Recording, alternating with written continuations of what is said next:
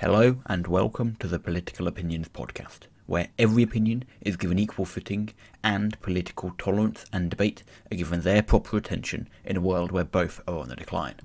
Today's episode will go over opinions on whether tech companies should be allowed to censor content from their users.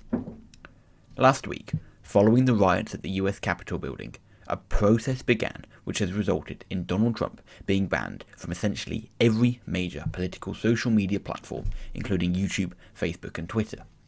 While many support these actions as a critical step to combating the circulation of fake news and the incitement of violence, others believe this sets a dangerous precedent in which private media corporations have the power to stifle free speech, and believe this is a power no private entity should have. In this episode, we will uncover these views and see how they compare to one another. The aim of this episode is not to try and argue for one side of the debate, but rather to highlight the different opinions on the topic and provide a comparison between them. I will begin with arguments in favour of private media censorship, followed by those opposed, with a comparison at the end. Some argue that censorship through private social media corporations is necessary to prevent dangerous posts circulating on their platforms. Social media posts can circulate among millions of people in just a matter of hours, and as such it is necessary for the operators of these platforms to be able to control content and act quickly. Private censorship allows social media platforms to shut down dangerous posts quickly and efficiently before they cause damage. Be it flagging a tweet with false information or deleting videos which show harmful content, private media corporations, on the basis that they operate and know their platforms best, are the most efficient means to remove dangerous content from the internet via their platforms.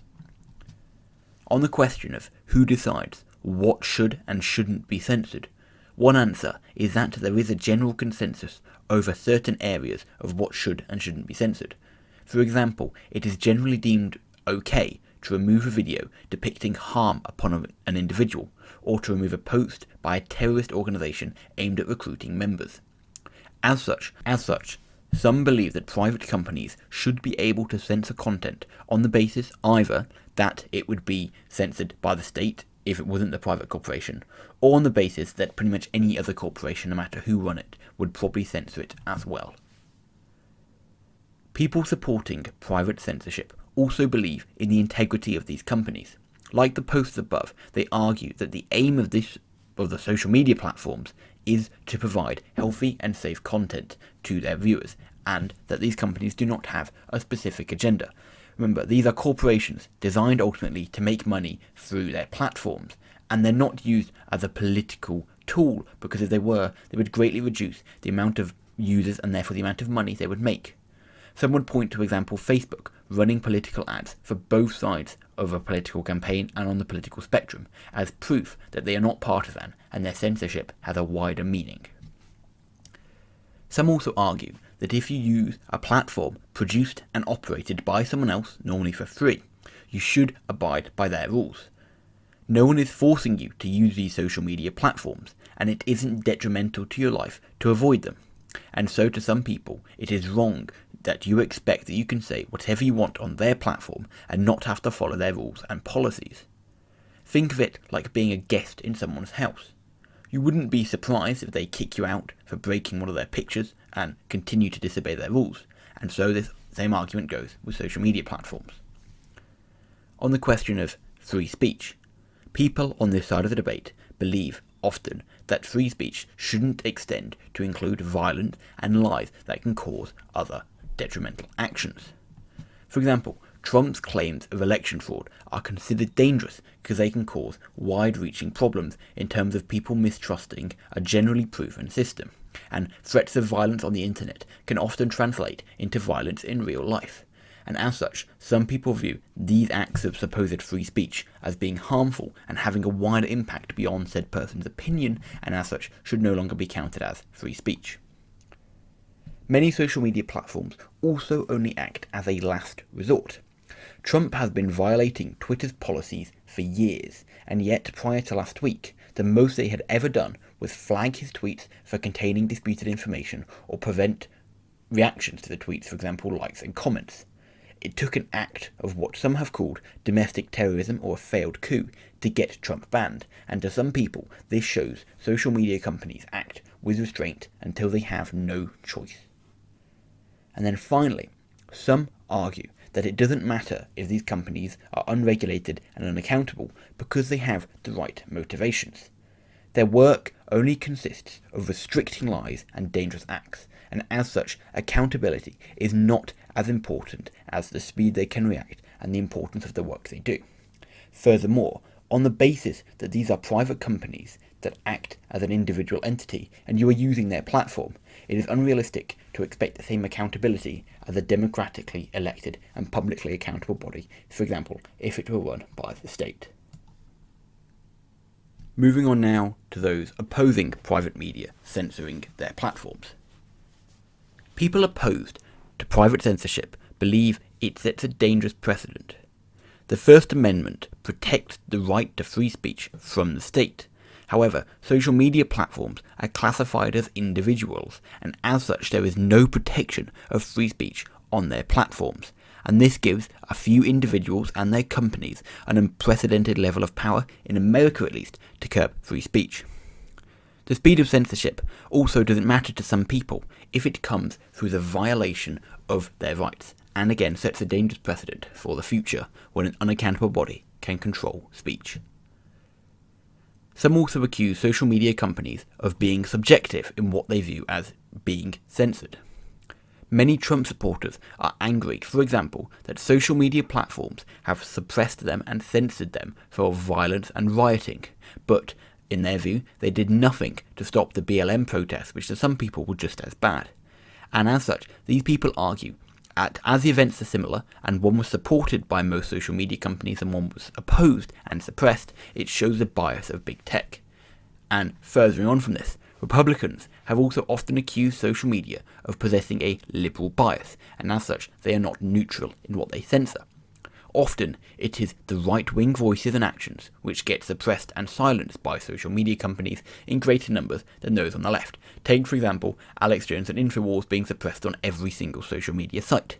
And as such, many have accused these companies of being politically motivated, and as such, their private censorship is pushing an agenda. Disputing the idea of their platform, their rules, some argue that these websites and software systems have become an integral aspect of social interaction and everyday life, given how digitized the world has been, and as such these companies have an immense importance in the way they operate, and as such should follow the way that the state and general society operates.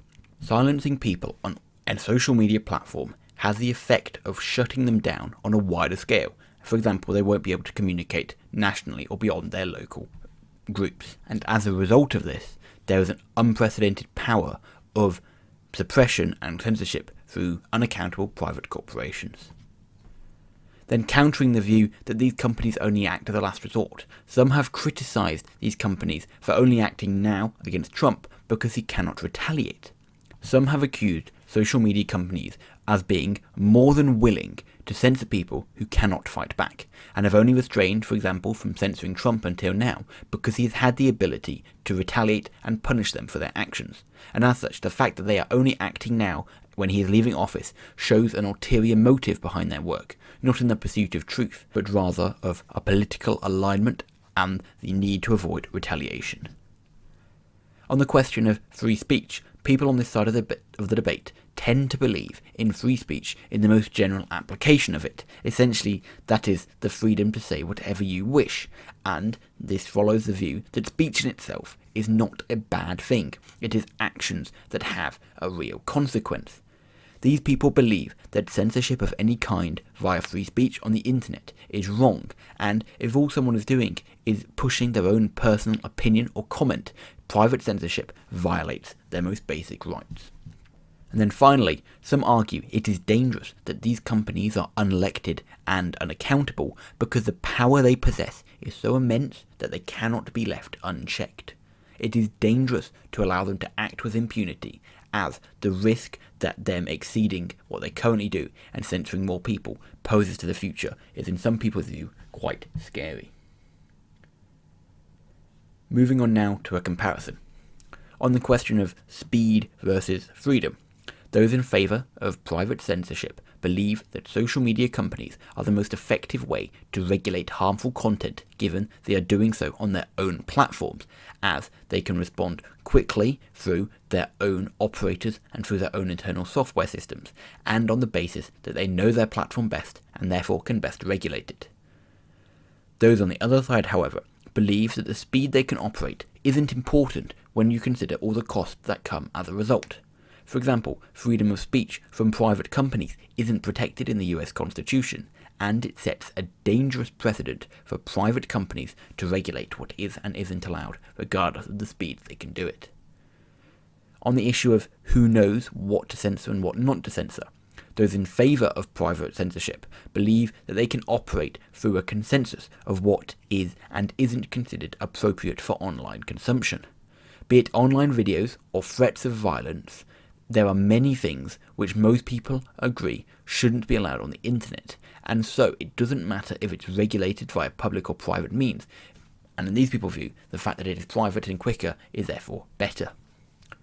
But those on the other side, however, believe that often private companies decide themselves what is and isn't allowed, and can be selective in their censorship. For example, some accuse them of overly censoring right-wing content in relation to that posted by left-wing individuals or groups. On the question of are social media companies politically motivated, those favouring private censorship believe that these companies only aim to make their platforms safe and usable. Ultimately, they are a company, and the main goal is to make money through their platforms, and therefore their main priority is to ensure that their platforms are appropriate for consumers, and should not be politically motivated on the basis that doing so would harm the amount of revenue they can generate, for example by restricting the number of people who use them. Those opposing this view, however, believe that media companies tend to have a built-in liberal bias, and as such exploit this to their own political gains, be it through overly censoring Republicans or Trump supporters when compared to those of Black Lives Matter protests and other liberal groups. Certain people believe that these companies have a political motive beyond just making money. On the question of should we abide by a platform's rules, given that we are using it for free, those in favour of this view believe that if you use a platform, then you should have to follow its policies. They created it and they own it, and you have no right to tell them what they can and cannot do with their own platforms.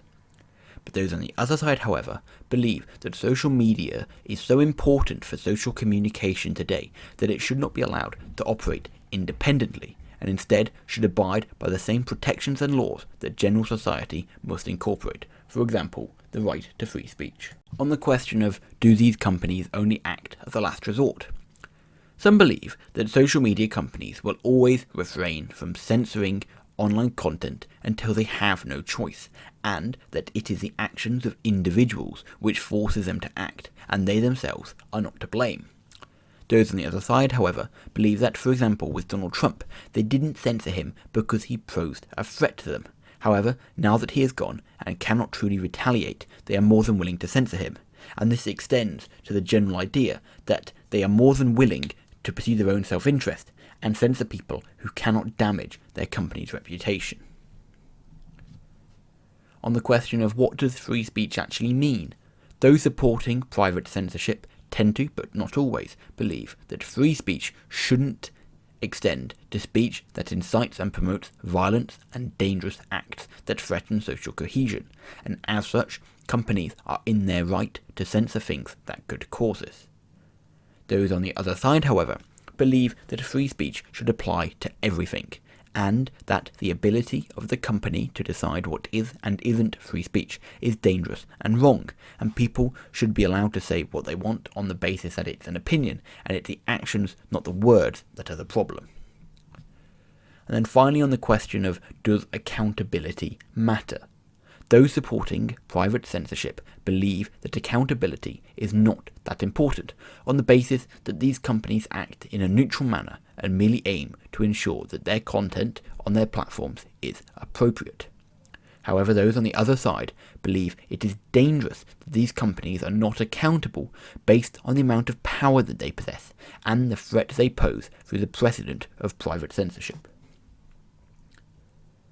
Overall, those supporting the ability of private corporations to censor content on their own platforms believe in the importance of speed and efficiency and the ability of these companies to respond to dangerous posts, and that they believe they are working for the greater good and not a political agenda. However, those who oppose this believe that private corporations should not be allowed to censor content on their websites on the basis that they are unaccountable and unelected, and doing so sets a very dangerous precedent on the basis that these companies have their own personal interests and can violate people's rights, and no one, at the moment at least, can stop them. Ultimately, private companies themselves at times seem hesitant to engage in mass censorship due to the fears and the dangerous precedents it creates. And we may very well in the future see regulations and legislation introduced to better define what companies can and cannot do, and to better regulate the world of social media, which is becoming ever more important as the world is becoming ever more digitized. Ultimately though, what do you think? Is there anything that I missed or got wrong or could do better? Let me know in the comments or on Twitter, and be sure to check back on Friday for another episode. Thank you for listening, and hope to see you all soon.